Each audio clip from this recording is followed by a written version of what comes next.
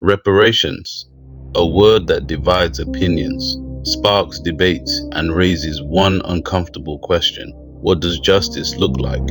After injustice, because history shows us something most people never hear. Reparations have already happened not once, not twice, but many times across the world. Some were paid, some were denied, and some were reversed completely. So this is not just a story about money. This is a story about power, about recognition, and about who history chooses to remember. After World War II, the world stood face to face with one of the darkest atrocities in human history. Millions of Jewish people murdered, families destroyed, communities erased.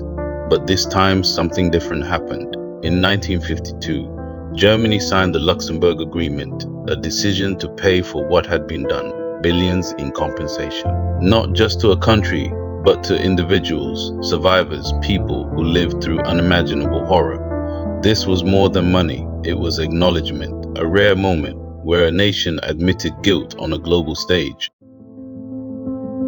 During the same war, another injustice unfolded.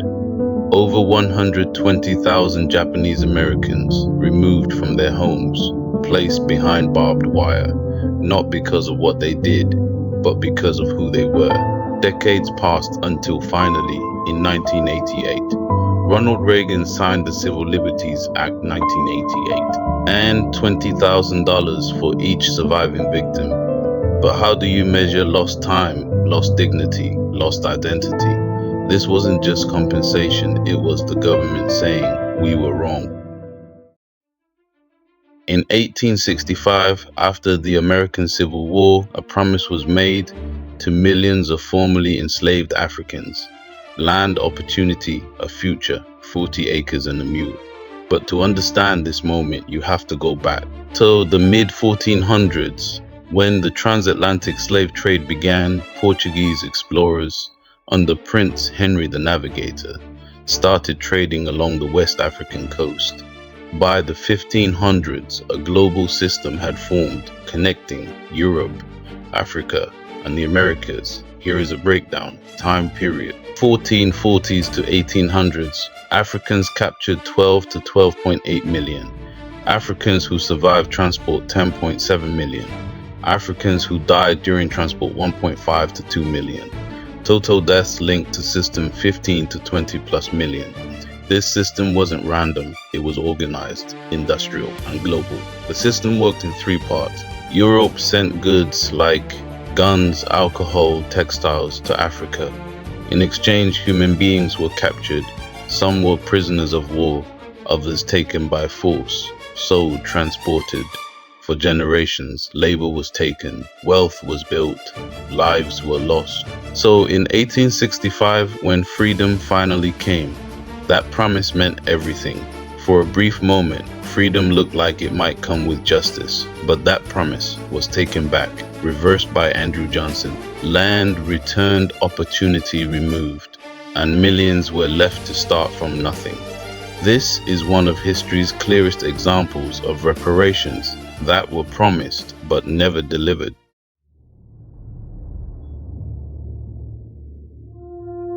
Now imagine this: winning your freedom only to be charged for it.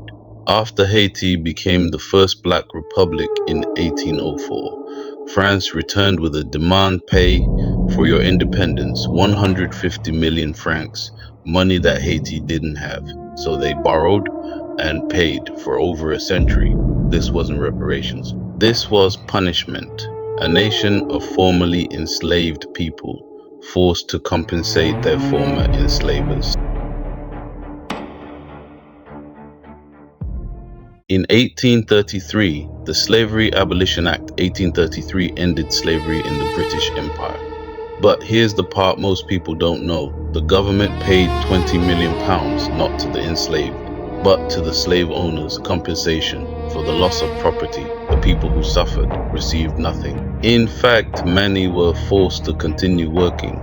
This wasn't justice, it was protection of wealth.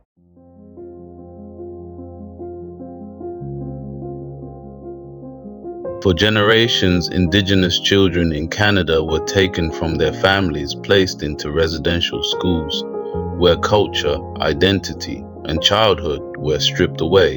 In 2006, Canada responded with one of the largest settlements in its history.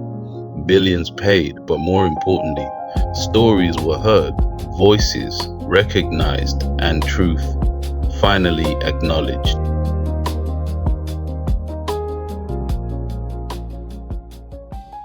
After apartheid ended, South Africa faced a choice: punish or heal. Under Nelson Mandela, the country chose something different. The Truth and Reconciliation Commission victims spoke, truth was exposed, and while payments were made, the focus was deeper healing, acknowledgement. A nation trying to move forward without forgetting the past.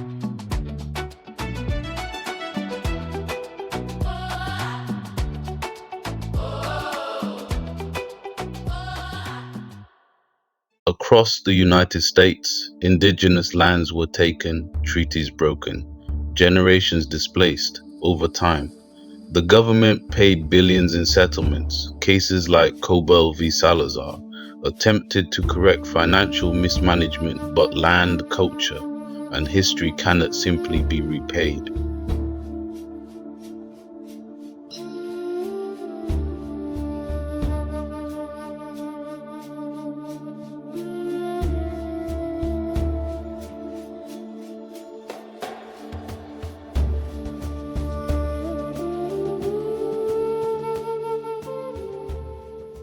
Today, the conversation continues. Countries in the Caribbean and across Africa are asking a question.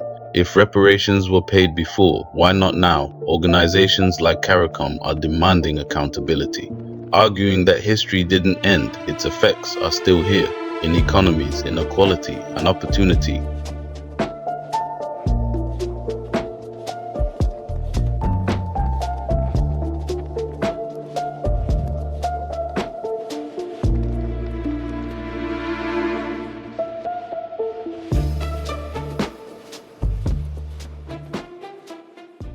So what do we learn from all of this? Reparations are not random. They are not purely moral. They happen when power aligns, pressure builds, and history cannot be ignored. Some were paid, some were denied, and some were never even acknowledged. But one thing is clear, the past is not gone. It lives in the present.